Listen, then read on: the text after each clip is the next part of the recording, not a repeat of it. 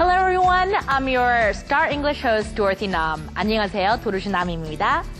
When we want to change something about ourselves, it usually takes a lot of discipline and dedication.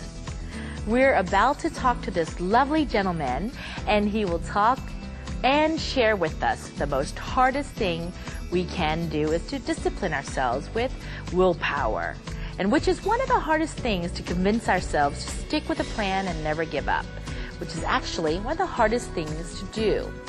Most habits are broken after 3 days, but if we stuck with it over 12 days, they say, then it's easier to break a bad habit, or sometimes sticking to a good habit. Why not?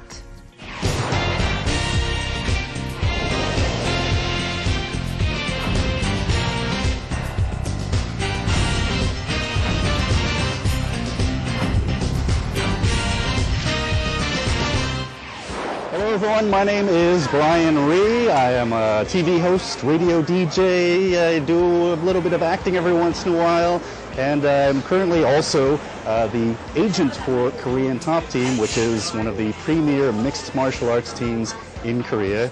One of the members, of course, UFC fighter, the Korean Zombie, Chung Chan-sung. I also am his agent. So I'm very, very glad to meet you all here today on Star English.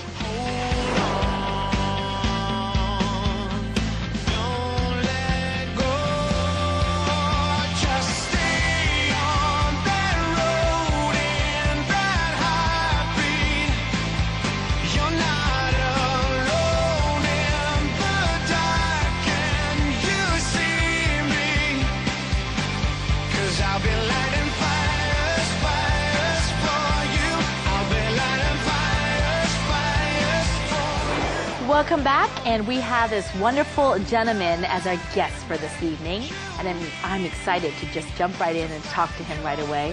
How are you once again? I'm good. I'm glad to be back. We're glad you're back. Yeah, you said you were going to have me back on, and indeed, you stuck to your word. I didn't lie. I keep my promises. Well, thank you. So how are you doing these days? I'm doing pretty well. Pretty well. You know, just as usual, working and trying to make ends meet. Mm-hmm. That's right. That's right. And so, in terms of, I know you've been actually these days. I heard that you've been really into that working out. I know you're helping these guys with Muay Thai, is that it? Or well, they're mixed martial artists, MMA as we like to call it. And I don't really help them train that much. I occasionally will try to train with them, but it usually ends badly for me. Oh. So yeah, but I always am trying to work out and trying to stay in shape. Great. Well, we'd love for you to greet our viewers once again. So if you can go ahead and give them a big greeting. Hello. Okay. Hello, everyone. I'm glad to be back here on Star English. My name is Brian Rhee. Of course, I have worked here at EBS on the TV and radio programs, several of them throughout the years, and I'm very glad to be back here on Star English. We are very happy you're back. And once again, I have to reintroduce this wonderful gentleman. Just does a lot. I mean, a man of many hats with acting, emceeing, hosting, radio, TV shows, events. And I mean, is there anything that I didn't touch up? I mean, yes, you're also helping being their agent of these mixed martial artists, too. Yeah. Is there anything I did not mention yet? Let's see, what haven't... I have done a few commercials here in Korea. Oh, let's talk about this. There's nothing major. I've just, over the years, I've done a few commercials for different brands on TV, which is fun. Yeah. Wow. So, we can't mention the brands. Yeah. So did you have a speaking role? No. And a lot of times in commercials, you don't really get that many speaking roles because usually there might be a spokesperson or something like that talking, but a lot of times in commercials, it's just, more just the picture and the scene going on. But yes, I've only done a couple of them, but they're fun. So you were the acting in it, right? Yeah, there well, was definitely acting it's all part of the acting field, and I also, actually, for a couple of years, I ran my own English academy, a hagwon, as we say in Korean. And I did that for a while, which basically was geared towards elementary school students.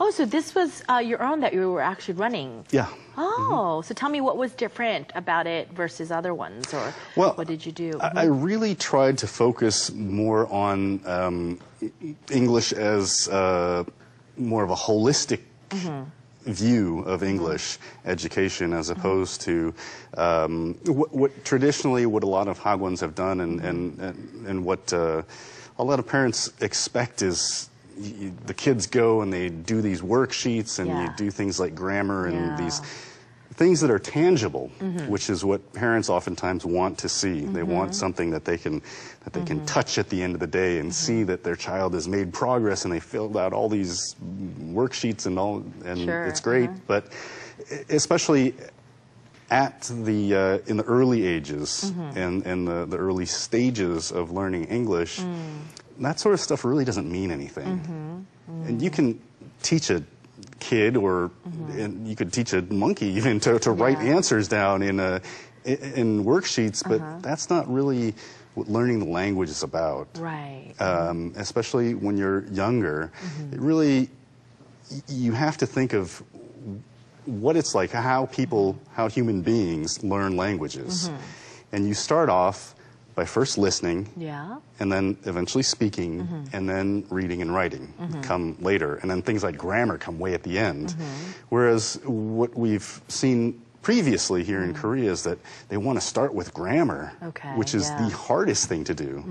You have no basis for learning if you start with grammar. You've got to start with the basics, which are listening and speaking. And so we really, at my school, we really tried to, one, make it fun. And not make it a burden, and not give the kids lots of homework and things like that. But just where they're doing lots of listening. And at first, lots of repeating and speaking. And so it was, I mean, it was a little bit different from what a lot of the parents were used to. You know, that's so important, I believe, especially what you're saying.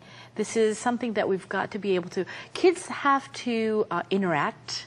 They've got to be able to be comfortable with trying to learn a different language or a new language. But if we start off with grammar and all this memorizing, they're not going to have fun with it. Not that any language learning is fun, but it has to be, get them comfortable with it first. Yeah, I think that what is important is that the parents, since it is